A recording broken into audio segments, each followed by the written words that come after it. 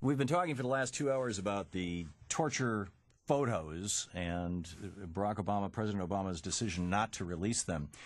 Let's pick up in my mind, one of my most respected, one of the people, conservative Republicans for whom I have tremendous respect, Bruce Fein. Bruce Fein was with the U.S. Department of Justice, was an assistant director of the Office of Legal Policy, legal advisor to the Assistant Attorney General for Antitrust, was the Associate Deputy Attorney General during the Reagan administration. He was general counsel for the FCC. He's the author of several volumes on the U.S. Supreme Court. He was an adjunct scholar at the American Enterprise Institute, resident scholar at the Heritage Foundation, a lecturer at the Brookings Institution, and an adjunct professor at George Washington University.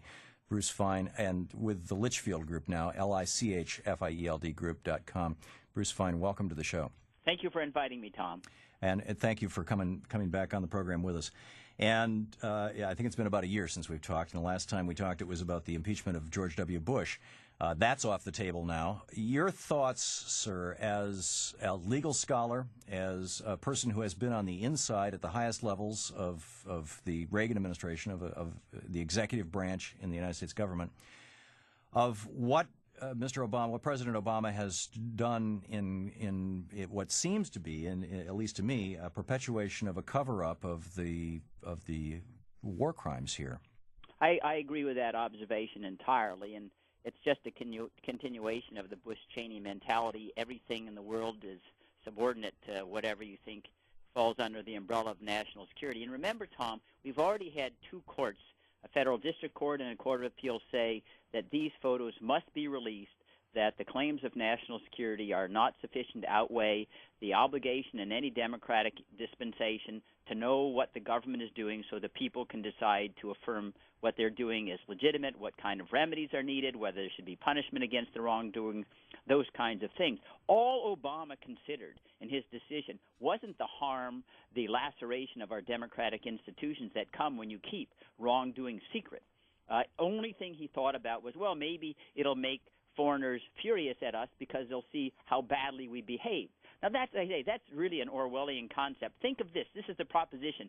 The worse crimes you commit, the greater justification for secrecy and concealing it from your own people because it'll make foreigners angry. I mean, that's something you get out of, you're truly George Orwell's 1984 out of the KGB or Alexander Solzhenitsyn, and it's worrisome in the United States when we start acting like pages out of tyrannies.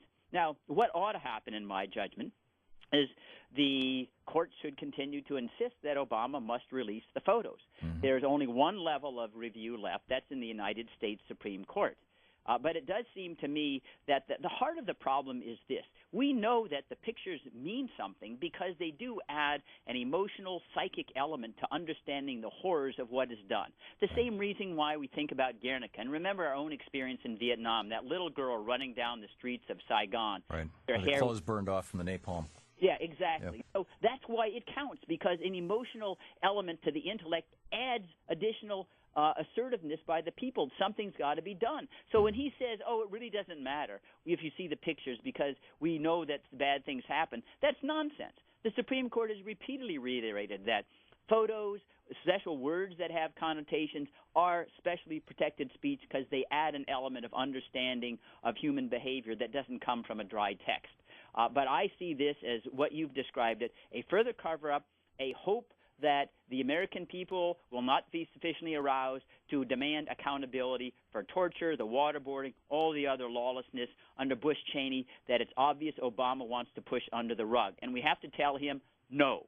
We have to tell him no. And to be candid, it may well be, Tom, that some people abroad will be infuriated by what we've done. But that's because of our fault of having done it. Yeah, but they're already seeing pictures. I mean, you go to the websites of some of these the terrorist groups or nationalist groups, or they think of themselves as freedom fighter groups or whatever, and you look at some of it. They've got battlefield photos that are more gory than anything that these photos will be. I mean, they've already got their recruiting stuff. This, frankly, I think that's a specious argument. I'm wondering, Bruce Fein, if you think that this might be, if you think that there's a possibility, and this was my thinking when Obama released the torture memos, was that this guy's playing chess, not checkers. He's playing this, 3 moves ahead. By releasing the memos, he created this firestorm that has led us to this. The apocryphal story of Franklin Roosevelt saying, "Make me do it," that Obama himself has retold. Could it be that by doing this, he is going to force this to the Supreme Court, and that he expects that the Supreme Court is going to force a release of these so that he has the political cover, and yet the photos still get out there, and perhaps the Supreme Court, since they've already ruled, 3 times against the Bush administration, I think maybe 4 times, these cases brought by the Center for Constitutional Rights, the Hamdan case, et cetera, that the Supreme Court may say, yes, these have to be released, and now they're out, and he and his party don't have to deal with the political heat. Well, I think that would be a plausible construction if this was an isolated instance where he seemed to be an echo chamber of Bush Cheney, but it isn't. You well know out on the West Coast his position on state secrets. He's claimed broader state secrets protection to cover up the illegal telecommunications and the spying by the National Security Agency than even Bush Cheney did.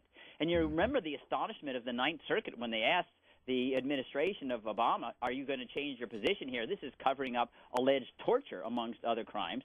No, we're on the same. And this is the Obama administration who said in court papers, if you stick prisoners at Bagram Air Base, Bagram prison in Afghanistan, they have no rights whatsoever that they would have at Guantanamo based upon the Supreme Court's decision in Boumediene. This is the same administration that has gone to the courts and says, even though we're detaining 17 Uyghurs illegally, they've never been enemy combatants, they can't come to the United States, but they have to be detained because they don't have green cards that when they didn't have when we kidnapped them to bring them here.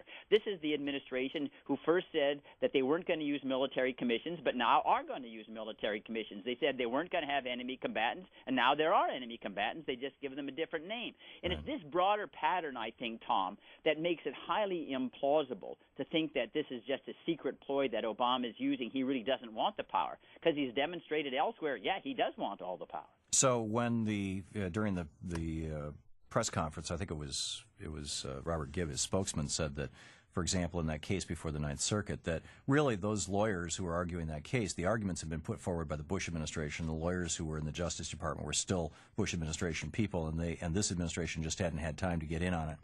That's putting lipstick on a pig. We still have a pig here.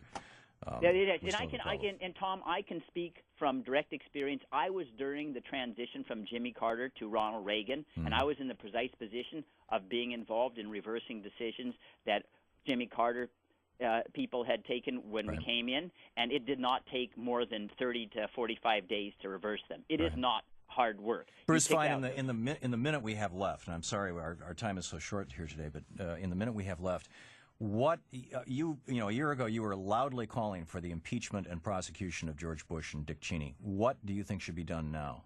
Well, the same thing. These are people, Tom, they have confessed. We authorized waterboarding, and Cheney boasts about it. Waterboarding is torture according to Obama, according to Eric Holder, according to former people at the Department of Homeland Security, according to our own precedents in the prosecuting the Japanese for waterboarding as being war criminals. They've confessed to the crime. There is no exception in the torture law, Tom, for getting good information against al-Qaeda or the ticking time bomb. You have to change the law if you want an exception. It's not there. So then we obviously have 2 choices in my judgment. You either pardon them and take the heat like Jerry Ford did for Nixon, or you have to investigate and prosecute. I don't see any way other than those 2 options to have a political accountability and the democracy function the way the rule of law anticipated. Yeah, I was saying the exact same thing an hour ago, and it because to not do anything, and the point that I made, and I don't think it's original with me, I think that Cenk Uygur and others have said this before, is to leave a time bomb in the Constitution. Yes, it's what they call setting a precedent that lies around like a loaded weapon, ready for use by any incumbent who claims a national security lead. It'll be there forever. It becomes then legitimated that you can flout the law if you're president and vice president, you claim national security. And we know how easy it is to say anything is national security. Right. And arguably we were done a disservice with the pardon of Mr. Nixon, and I do, but at least Jerry Ford, I disagreed with the pardon, but he took the political heat, and he probably lost the election to Jimmy Carter for that reason. And that's the way the system's supposed to work. Under the rug is politically cowardice. Amen. Bruce Fein, the Litchfield Group, lichfieldgroup.com is his website. Bruce, thanks for dropping by today. Thank you, Tom. Good talking with you. 16 minutes past the hour. We'll be back with your calls and more. 866-987-TOM, T-H-O-M, our telephone number. And some more news of the day as well. There's a bunch of other things going on. Stick around.